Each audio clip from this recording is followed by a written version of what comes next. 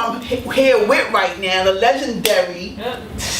Tiny bit. Nah, repping BX. You know, I'm Bronx Bias. No, you can't be like that. I can't be, because the Bronx is the most. You cut your intro off, Jazzy.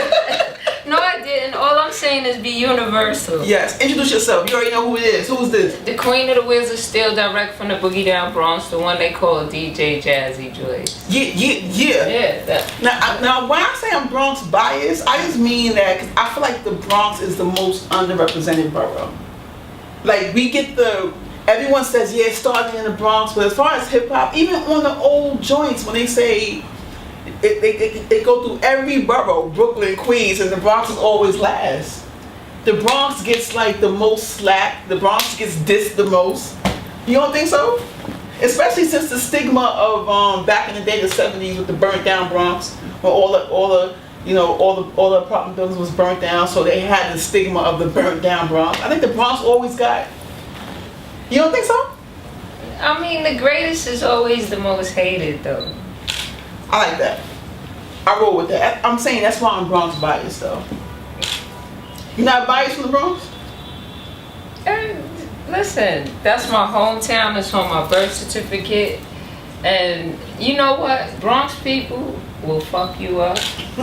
Right, but all the boroughs will fuck you up, right? No, a Bronx nigga will kill you.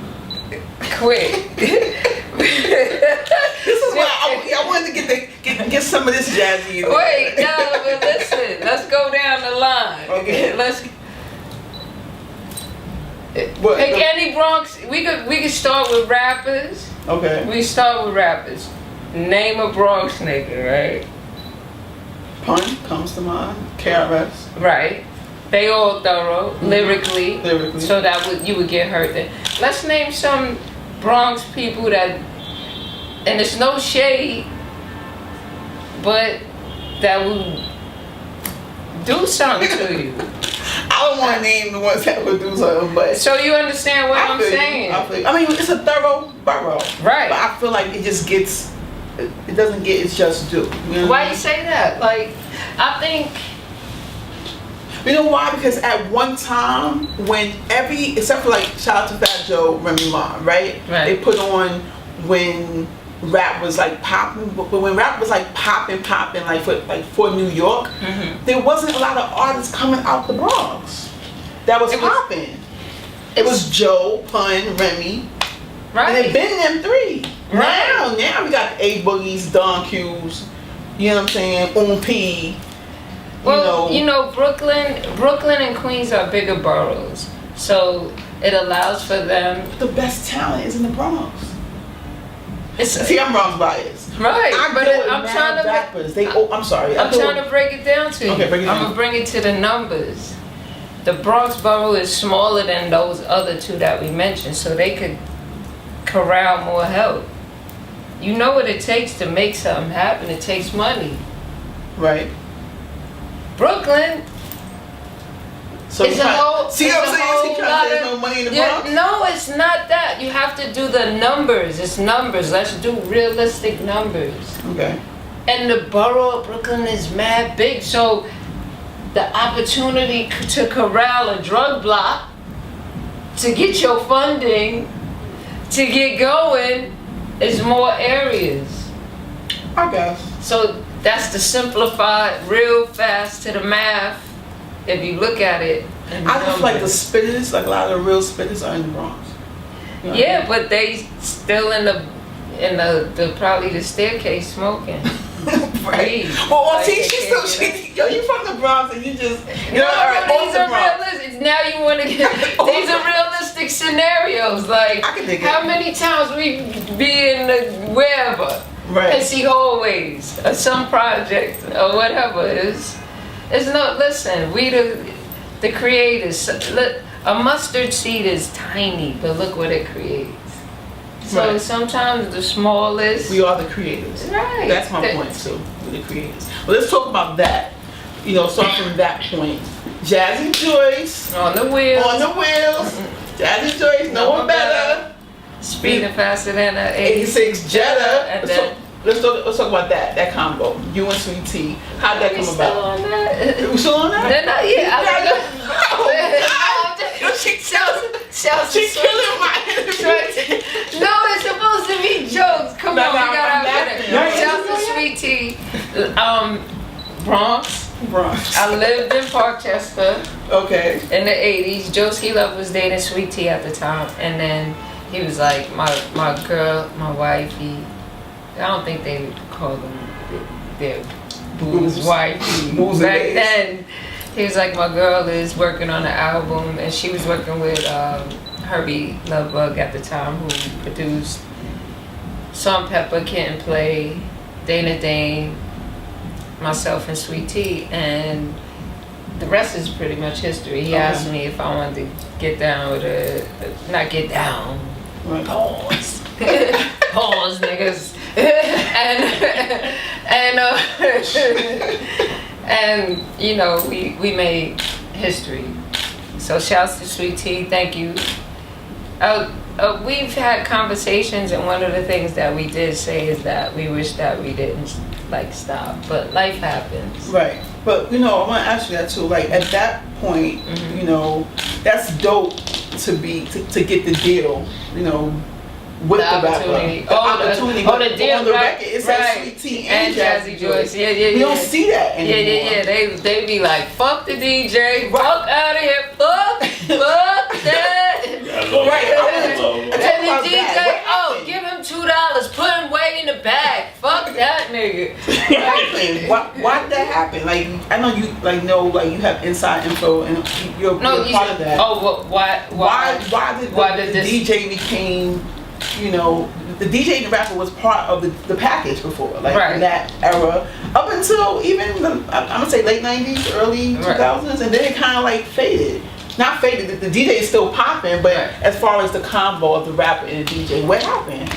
Niggas are savages. When them bags start coming in, they don't want to split it, and niggas fight.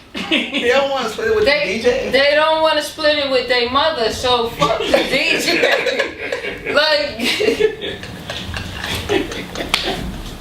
Yo, I cannot right there. Next question. All right. So, but I'm saying, all right, what about, it seems as if there's a resurgence of the DJ now. Right, because niggas is realizing, hold up, that motherfucker back there pressing the button is fucking up my show. I need somebody back there that's got, and now they realizing the importance of it, because now more and more artists, the young ones, are starting to do probably their research, looking at interviews, and they realizing, hold up, what's the one component we don't got? We got everything else except for DJ. And then when they get them a good one, then they realize the benefit and the importance of it, because you could be up on listen, there's certain people that when you're on the lineup and you doing the show, and it's like, oh, that person. Some of them got push button situations.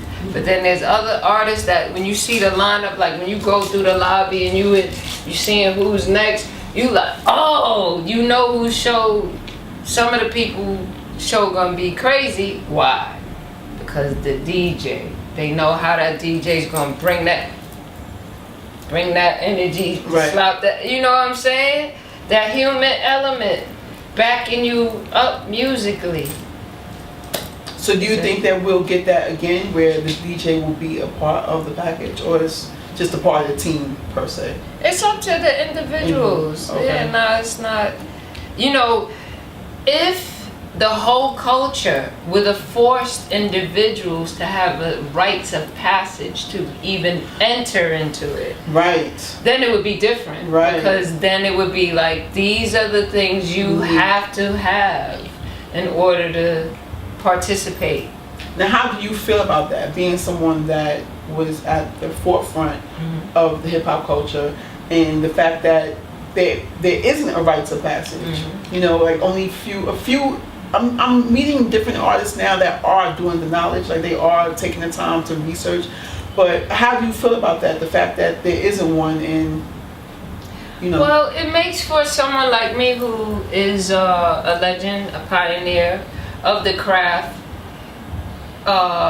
because a lot of the younger DJs are emulating and not studying.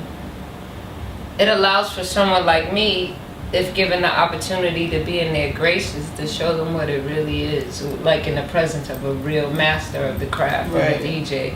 Because there's so many things that I needed to know before being able to step in front of people, and it makes for, when I get around them, I'm not even frightened, because I know they only study this part, right, of what is needed. So now I saw something where you said that you know how to DJ on everything possible, like every format, right? Right. What about a Jazzyjoyce, class or school? Yeah, that's in the works. Okay. That's in the makings. Like, for the first time in a while, not that I've never had help throughout my career. You can't do this alone. Right. And for a long time, I've done so much of my existence and presentation alone. Not saying that that I haven't had help along the way, but most recently, I but Jenna has been very helpful in helping me execute and do other things. Okay. Because I was just like, I needed help. So now, with a little help, I'll be able to do more, and one of the components is setting up that. We're trying to fine tune it so it makes sense, and how and where and how to present it, because I definitely want to help, because it not let you in to my mental hard drive for free. There's enough of that. It should be free. It could even be a course at NYU. A workshop. Right, we're fine tuning all those type of things. So definitely, and I want people who want the knowledge. I don't want to sit there and try to talk to people. Like, when you don't want to hear what I'm saying, they sound like Charlie Brown's teacher. Right. It's like somebody just turned your joints off. With like you in Get Out, you scratching the cotton out, not listening to you. Right. I told you Get Out. Yes, but with that said, how do you feel about the current state of female DJs? Because it has been like a lot of the past 2-3 years, a lot of girls have popped out and started DJing. Like, how do you feel about that? I would like to battle Paris Hilton for like a bag, little M bag. Paris Hilton's DJing? I didn't know she did. You didn't know Paris Hilton DJing? I did not know that. She be getting like $1 million, something like that. I know she's not gonna battle. I'm talking shit. Shouts to Paris. It's politics. I know what this world is. That's not gonna happen. But maybe I could open up for Paris Hilton somewhere in Vegas or something like that. But anyway, as far as a lot of the females out here, there's a couple of them that are talented and skillful, but not masterful. And when I look on the internet and I've seen some pictures of some young ladies that are half naked or whatever DJing, and it's like they have no idea what I did to make it so they didn't have to do that. Right. So that it was only about the music or about your skills. So touch on some of that. That's what I want. I think that's what I want the people to get from you too. Like what? Like what you did so that they didn't have to do that. Like your stories. Like tell us one of your stories of what. Because I feel like I don't hear that all of the times when they would try to get me to present myself or put my breast on the forefront or whatever. Do something with my nails, and I would be like, but that infringes on what I'm doing. I did the nail thing, spent the money, got them, and still killed it on the DJ and stuff, but I was like, that's a waste of time to have to go and do that when I could just put some clear polish on. I take a shower every day, I wash, I ain't funky, the nails is good. What does and the argument would come down to, I would say, well, what does that have to do with the music? What does that have to do with what I'm doing? And eventually, after a while, because there was nobody else out there anyway, they had to kind of leave me alone because I was good at what I was doing. And it was just like, now that there's all of these females out there, it's not only the females, it's not a gender thing, it's a whole heap of trash of whack ass DJs. Right. Ain't got nothing to do with their genitalia. What makes them whack? Because they're mocking, they're not studying, they didn't study, so they're just playing. They ear hustle, Shazam, Karam, let me see, like whatever they do to try to see what a DJ is playing, or go and pick the top 40, think it's just, I could just throw these on, but that's just like, I could give you a Porsche, and I could have the same Porsche. I really drive. I'm talking about I drive stick, I ride motorcycles, I crashed on my bike at 110 miles an hour, broke my shoulder, broke my bone back head, like, it's a difference in how I'm going to drive. Right. I'm gonna pull that Porsche out the parking spot and might smoke it coming to the side, and look at you, spin it around, but you just gonna drive it right. That's right. You see, because, and the reason, in order for me to be able to do all of those things, remember what I just told you, I crashed at 110. Like, you gotta get in there and almost die. And that's your crash. Right. Now, with that said, are there any females that you would take under the wing, or is there any? I'm not taking nobody under the wing unless they want to be taken under the wing. You don't want a Jazzyjoyce protege per se.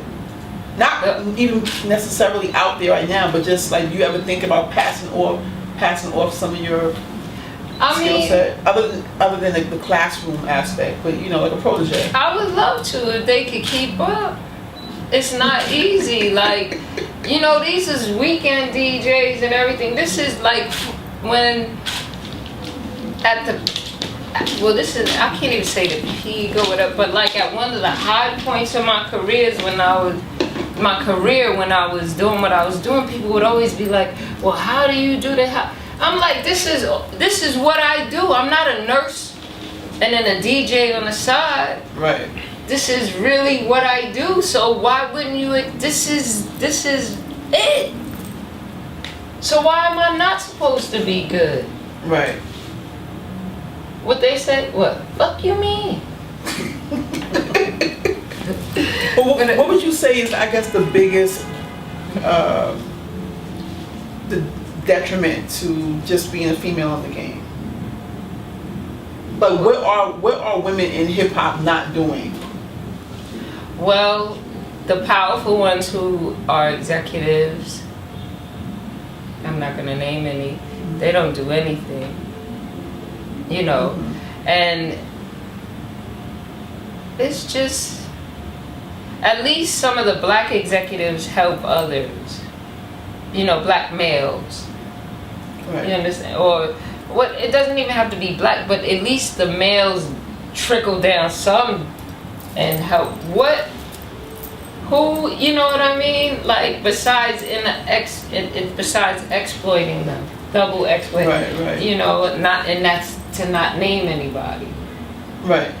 You know, so it's so basically it is what it is type thing, or do you feel like it's ever gonna be? I feel like the female voice, where every time I feel like it's getting there, it just seems like it gets wiped out.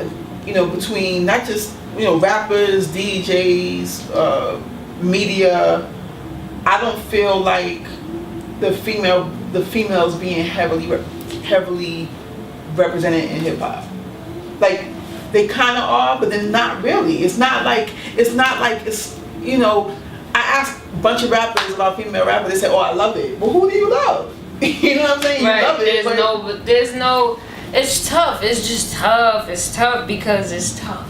It is. Right. It's tough to put out a female artist, period, because of all of the other extra things that they require to be presented, like the makeup artist and if they have children, the child care and the hairstyles, all of those budgets just for you to go to the corner store. You got to be at a certain level. So imagine if you are artist, that costs money. It all costs, it's money, it's numbers. Who's got the bags? Right. So a girl, to me, a girl just has to put herself on. Yeah, it's the guys do it. Right. And they use the women as much, like they got their sugar mamas, they like, yo, I got to go lay this pipe so I can get this money so I can shoot this video. They do it like, come on, tell me that, how many, am I? Right. I guess, I mean. No, I'm just saying, like. Keep it 100. But that's what it is, like, what the women are not going, like, women think different, so they looking into this, and they like, well, where's the return on my investment? Right. Oh no, we not doing that. So let's bring it back to you. Like right now, what's going on with you in your in my world? In your world. In my world? Right now. Just recently produced a single called Oh. Okay. For this young lady by the name of Dominika Stara. She's out of Slovakia. Okay. Yeah, so I'm doing more producing. Shouts out to Poncini Entertainment. I also produced a single for Ken for Life. Are you familiar with Ken for Life? So shouts out to them. Dope. Yeah, the song that I produced for them on their latest album, Fireworks, is called Caviar.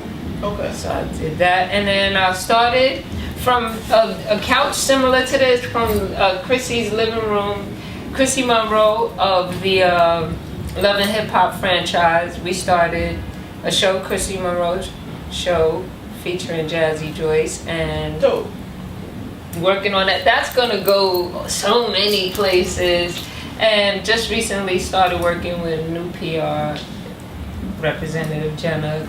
I don't know what her hashtags are, right? Jenna Hirsch. Yeah, there you go. I'm working. You're working. That's what's up. Yeah. No, I'm getting ready to pick up some residencies at some clubs. Okay. I'm ready for that, but not like the way I used to run. Okay. Sheesh. How often do you DJ weekly? I know you still out there. You still doing parties and stuff. I've seen your gram. Definitely. I don't have a residency any place at this time, but that's, I think, there's a combination of reasons why that's not the case. I'm not at the level that I was, which is fine. Do you want to address that at all? No, because it's the natural evolution. That it's nothing. I'm not mad. Like, I had a nice long. These niggas know. Talk your shit, Jazzy. Nah, they know. Right. I know every time I see it when I'm just floating around sometimes and I go to visit rooms or whatever. I'm not coming there to take your job. I don't want it. Right. I don't want. I'm trying to elevate the craft once again. Do something else. Like everything that I ever did was to elevate the craft. Just take the idea of a DJ being someplace and like anything. Message. Anything. Right. It's a lot of people that made sacrifices and did things so that you ladies and gentlemen could be able to do what y'all do around the world. I'm not like in anything in life, right? Anything. There's a good side and a bad side. Right. And we can choose to look at what we choose to look at and focus on. Now, if I looked at all of the bad shit that has happened, I would be mad. But I am a young lady who came from the Bronx with nothing. I got to see parts of the world and meet people around the world, all in the name of a culture, and something that I gravitated to the culture of hip hop because when I was a young girl, all of the death and destruction and the craziness that we talked about, like the abandoned buildings, the idea of that, it was there. But look what we manifested and created and survived through. Right. Despite that, it was something. The culture and the art of DJing was something positive to focus on, despite all of the chaos that was going on around. You know, and to see the beauty of the train, of the art on the train, but that was really artistic cries out because of what was going on. But we don't know that, you know what I'm saying? So it's a lot of interesting twists and turns and facts and things that manifest and move and influence. Sidebar, since you brought that up, what's your take on the Get Down? Someone else asked me that recently, and honestly, I don't watch much TV, so I didn't watch any of it. Oh, okay. And my take on the Get Down is I lived it. Anything that's about. That's what made me think of you because they show how praised the DJ was, especially in that. That's a different era, right? Where, you know, it's like the DJ was the man. It wasn't even about the rapper. So imagine how hated I was. See, I didn't know I was making history at the time, and the fact that I was. So imagine that they praising, and I was from that era that they made that, and I'm sure there's parts of the story in the timeline where it was probably me somewhere existing within it. Right. They didn't even put a fake Jazzyjoyce in there. But that's how I always go hard with the females. They always leave the female. It's they do. But I've been fighting for a long time, like nigga. Are we gonna get the Jazzyjoyce story? I mean, we never know. I'm definitely gonna give it up in the book. You know, that's another thing that I didn't mention. A visual would be dope though, as I'm talking. Oh, it would be awesome, but it would have to be done right. And I don't want y'all to try to just get rid of me like the Shakurs and all that. Ooh, did I say no? But I'm just saying, I want to be here. Right. No, I just wish a lot of our greats didn't have to not be here. Right. Isn't today Prince's birthday? Yes. Happy birthday to Prince. If I had the chance to meet him and talk to him, I would just tell him thank you and that I love him. And I would ask probably a whole lot of questions because so much of his catalog has come through here, and it would be interesting to talk to him. And I was trying to get the opportunity to meet him, and it just didn't happen. So. Speaking of, since you brought him up, outside of hip hop, what are your, I know you play everything. What is some of your favorite, I guess, genres of music? It doesn't have to be any particular genre. It just has to be good. It'll be something that moves you, that you feel the way they presented the vocals, the music, the arrangement, the choice of instruments. It doesn't have to have a genre. It just has to be good. Like you can go and have a great experience somewhere watching an opera, even though everything that your ear has been, but it has to be good. It has to, even though if it's an opera,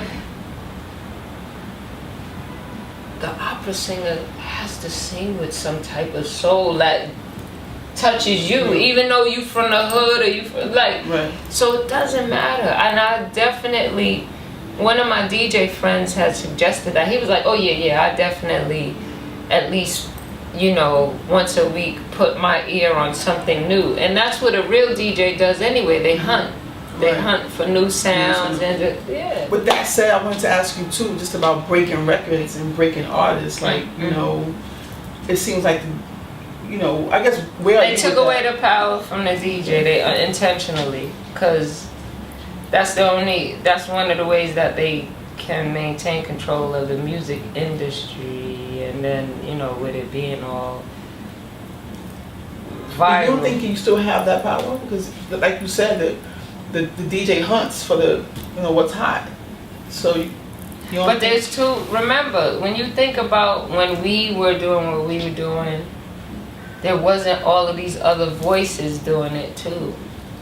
You know, all of it. You know, so there's just a lot of traffic, a lot of noise. How do you filter through that? It's done virally now. If you can imagine it in a metaphor, it's put into the machine virally and controlled and then fed back. Versus it being hot from here first. Right. You get it? It's just like they putting it in and then they presenting and they pushing it back because they know that's where all of the attention is. Well, real quick before we close out, battles. What are some epic DJ Jazzyjoyce battles that I've partaken in or witnessed? You used to battle, I'm thinking. Yeah. I battled in a new music seminar, and I'm known for almost beating DJ Cash Money back in like '87. Okay. I've competed, and then every day is a battle. Everything that we do to get the moment, to get to the turntables, to get to do what we do is a damn battle. You gotta dip past the whack promoters, get your money. This nigga over here is dumb shit. This motherfucker this dumb shit. Flat tire. Who lost that? Who, you know, it's a battle. It's every time when you move. It is. It's a battle. We fight every day. So I've been fighting for a while, and it's a good fight. Oh, another thing I forgot to mention real quick that I paint. Follow my Instagram. Need that rose gold. Need that rose gold.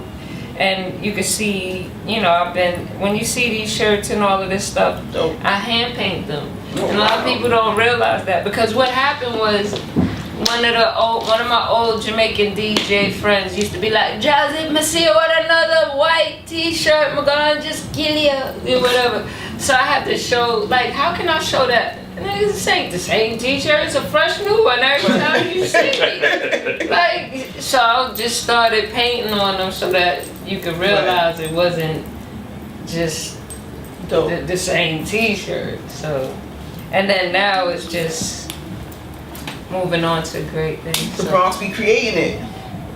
Y'all niggas ain't taking this. No. We're gonna close on that. Cheer. Thank you.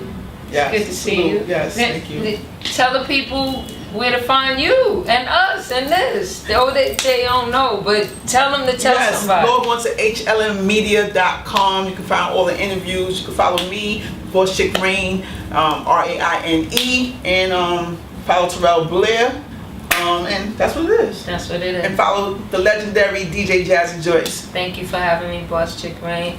Everybody, I'm out.